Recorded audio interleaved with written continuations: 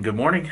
It is Monday morning again. This is the end of week 11 of my keto journey.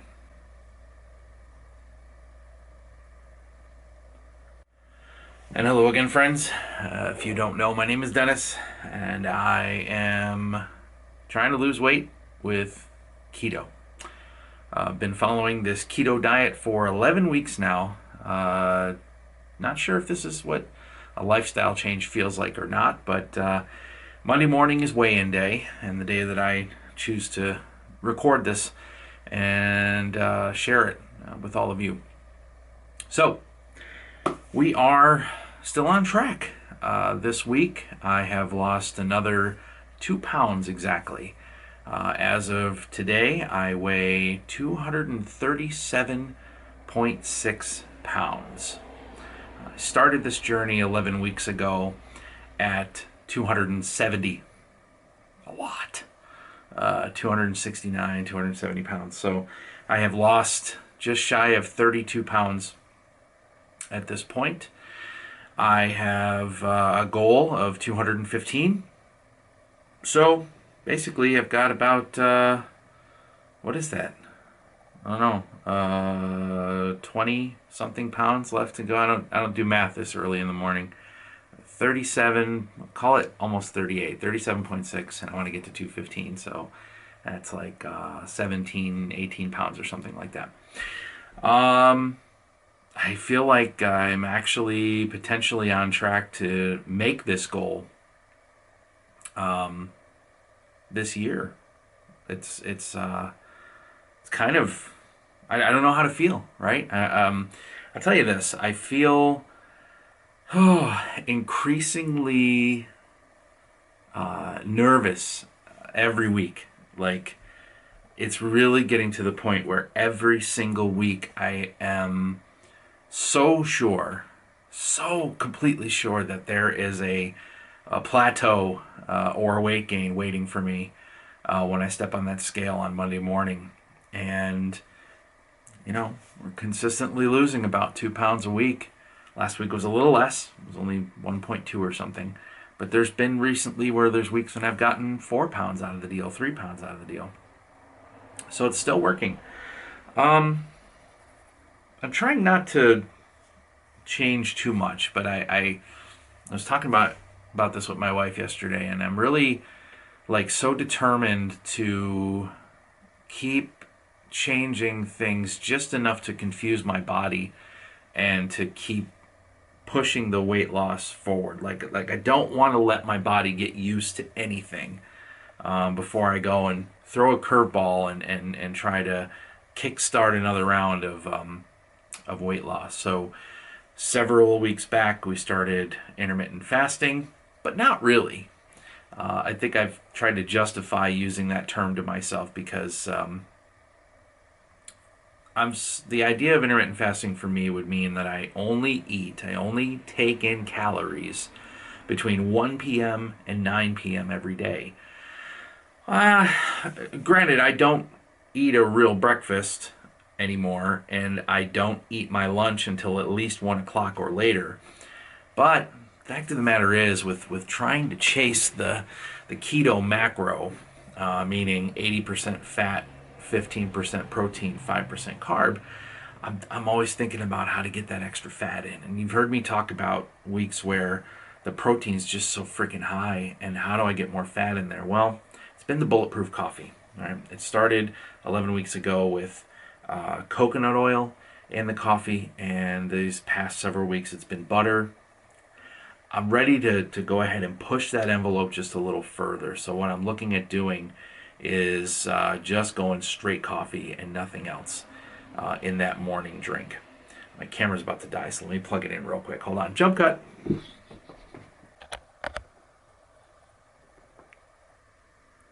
Okay, is that better? Good. No more flashing battery light. Okay, sorry. Okay, what was I talking about? Intermittent fasting for real? Yeah. Looking at cutting out those 250-ish calories that I get in the morning from the bulletproof coffee. Straight up black coffee, that 16 ounces, maybe it's about somewhere between 12 and 16 ounces that I drink, will yield about 10 calories. So that should be interesting to see what that does. I'm still scared, and I'm realizing that I really have to pay attention to how I build my lunches, and again, what I'm going to eat for dinner, so that I know that those ratios, right, that 80% fat, it's a hard number to chase, but I think if I just pay attention, still using MyFitnessPal as my go-to for everything. MyFitnessPal doesn't really want. There we go. Here we go. There we go. That's my weigh-in from this morning. Hey, how about we focus back on here? Here we go. Hi. How are you? Yeah, 31.4 pounds so far. Using that to track everything as always. What I'm trying to learn to do is to start plugging the food in to the tracker before I actually eat the food. I think one of the problems I had early on was I was going ahead and building a salad like a mad scientist, and then going and plugging in what I actually put in the salad. I'm like, a couple times I probably shouldn't have put that in there, and there's really no way to backtrack, right? I can't necessarily pull ingredients out of the salad without creating a mess or wasting food. So learning to do that, learning to build it into the app first before I eat it, is something I'm learning to do. So we'll try the intermittent fasting for real. One additional thing that I've noticed over the last 2 weeks is I'm actually skirting the edge of coming in low on my calories. So I started this 11 weeks ago at 2,400 calories a day. And over the course of weeks and weeks and weeks and weeks, I brought that all the way down, 23, 22, 21. And I've had a target of 2,000 calories for at least the last month.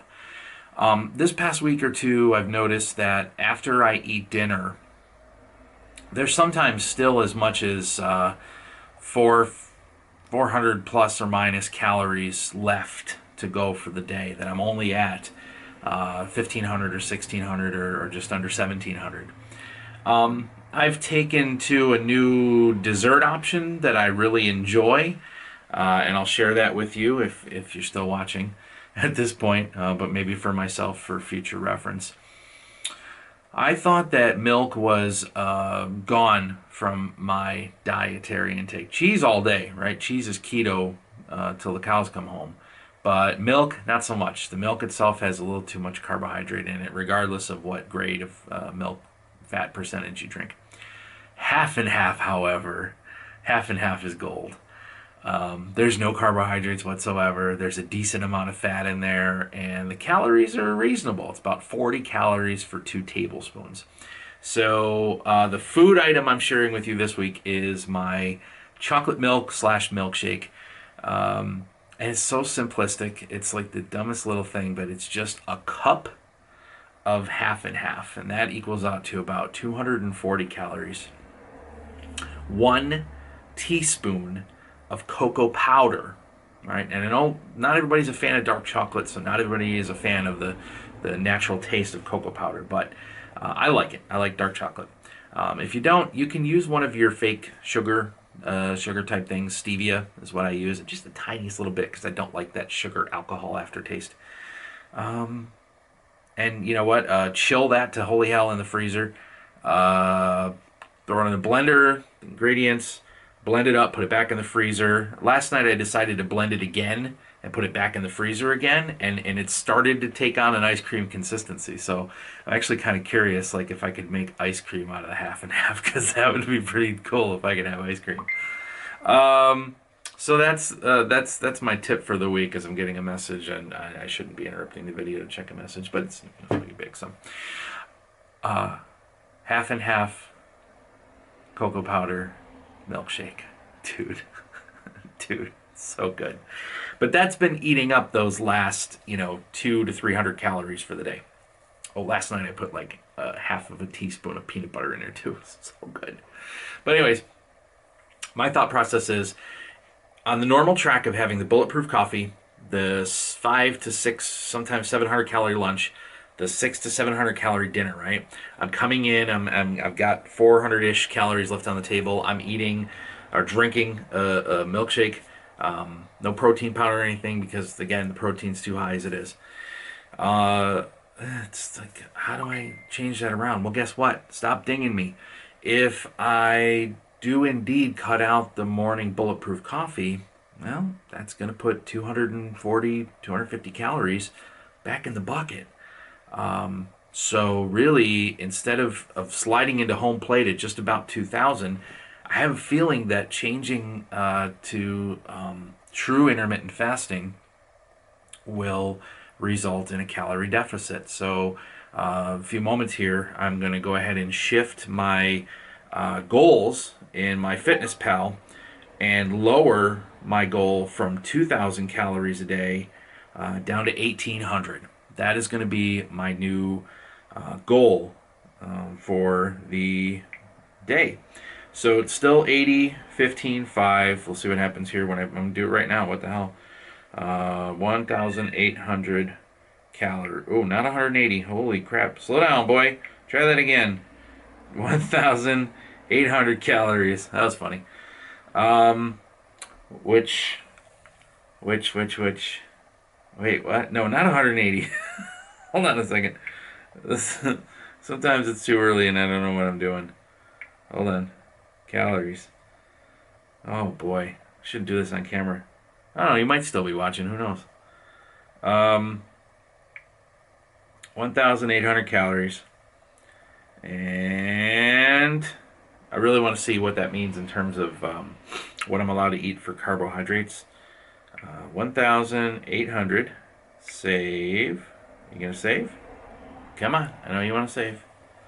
Because at 180 calories, I forgot the other zero, that would mean I can only have 2 grams of carbs, 7 grams of protein, and 16 grams of fat for the whole day. I probably would not live if I did that. Well, it looks like the phone's going to act squirrely, so I will talk next week about what this all means at 1,800 calories, whether or not it was doable, whether or not it made any difference whatsoever to the weight loss by going with true intermittent fasting. I'm still sitting here trying to change it. Anyways, listen, thank you. Thank you for continuing on and listening to me ramble about this weight loss journey every week. I appreciate your advice. I appreciate your input. I really appreciate the encouragement that I've gotten in comments. And again, thank you for sticking with me through this. So if you're on a journey yourself, if you've gone through weight loss, I would love to hear your story. And I just thank you again for your time. I'll see you next Monday, and you guys have a great week out there.